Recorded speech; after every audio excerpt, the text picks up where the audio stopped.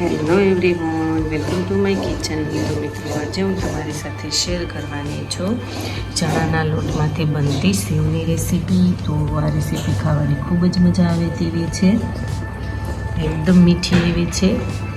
તો મિત્રો, આ રેસીપી એન્ડ સુધી જરૂરથી જોજો, સ્કીપ બિલકુલ પણ નહીં કરતા।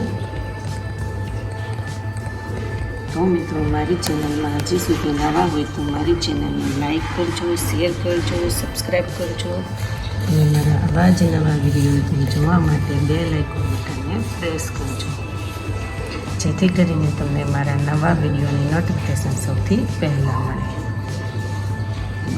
તો ચાલો બનાવવાનું સ્ટાર્ટ કરીએ।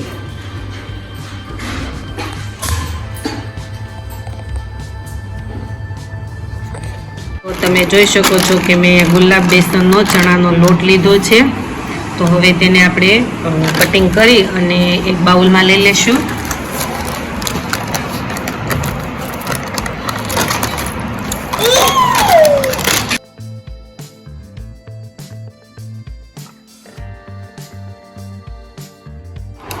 તો અહીંયા મેં 1 કિલા જેટલો લોટ લીધો છે।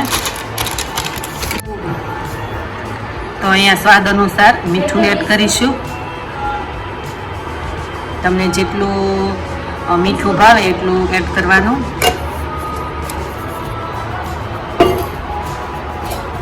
તો આ રીતના મીઠાને આપણે ક્રશ કરી લેશું, એકદમ મિક્સ કરી લેશું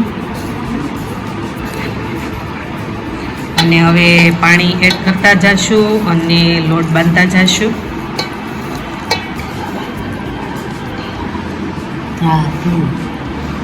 તો આ રીતના આપણે થોડું થોડું પાણી એડ કરતું જવાનું છે અને આપણો લોટ બહુ ઢીલો પણ નહીં અને બહુ કઠણ નહીં, એ પણ આપણે એ રીતના બાંધી લઈશું।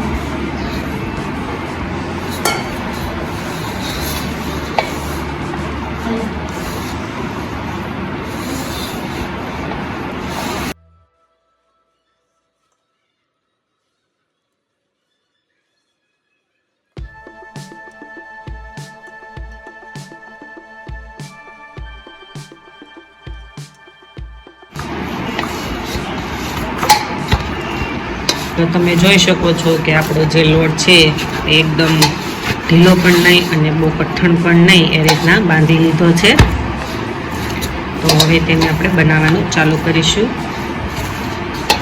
એક મોટું બાઉલ લીધું છે, તેમાં થોડુંક અધૂરું રહે તેટલું મેં તેલ એડ કર્યું છે અને ફૂલ ગેસની ફ્લેમ ઉપર ગરમ કરવા મૂક્યું છે। તો હવે પાણી થોડું થોડું નાખતા જઈશું અને જે આપણે લોટ બાંધેલો છે એને હવે આપણે ઢીલો કરી લઈશું।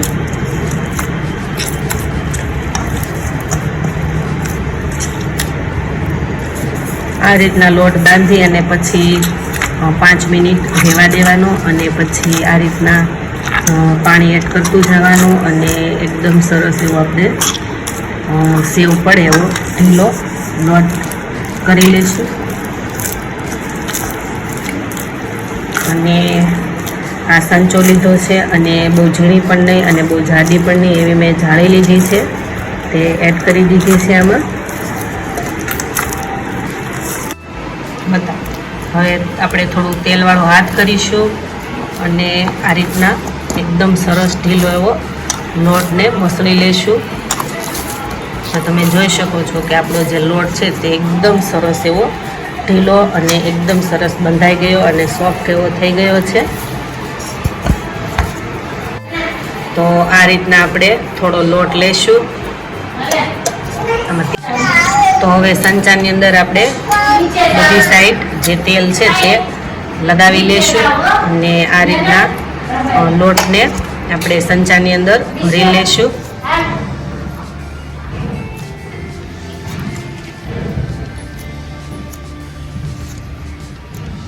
આ રીતના બધો જ આપણે જેટલો સમાય તેટલો સંચાની અંદર લોટ ભરી લેશું અને ઉપર થોડું તેલ લગાવી લેશું।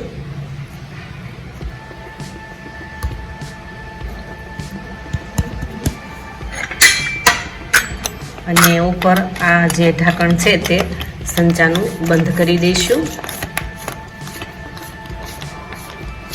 તો હવે તેની આપણે સેવ પાડી લઈશું। તો આપણું જે તેલ છે તે એકદમ સરસ ગરમ થઈ ગયું છે. આ રીતના સેવ પાડી લેશું.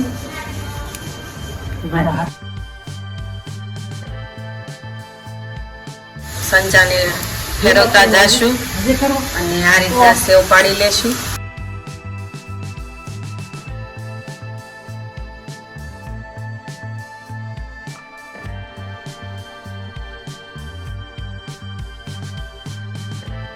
હવે તેની જે સાઈડ છે તે આપણે ચેન્જ કરી લેશું.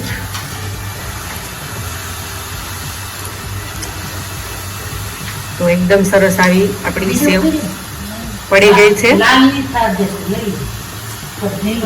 તો હવે તેને આપણે લઈ લઈશું. બહુ આપણે કડક નથી થવા દેવાની.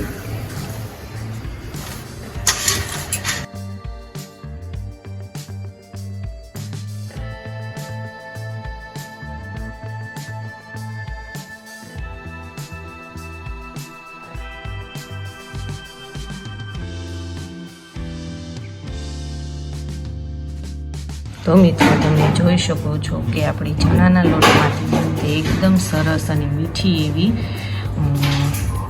સેવ બનીને એકદમ સરસ રેડી થઈ ગઈ છે. તો મિત્રો આ રેસીપી ઘરે બનાવવાની એકવાર જરૂર ટ્રાય કરજો. ખૂબ જ ટેસ્ટી અને સ્વાદિષ્ટ એવી લાગશે.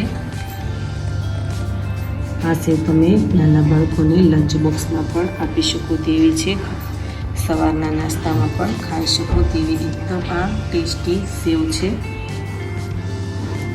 તો મિત્રો હવે આપણે નવા વિડીયો સાથે ફરી મળીશું. ત્યાં સુધીમાં થેન્ક યુ ફોર વોચિંગ.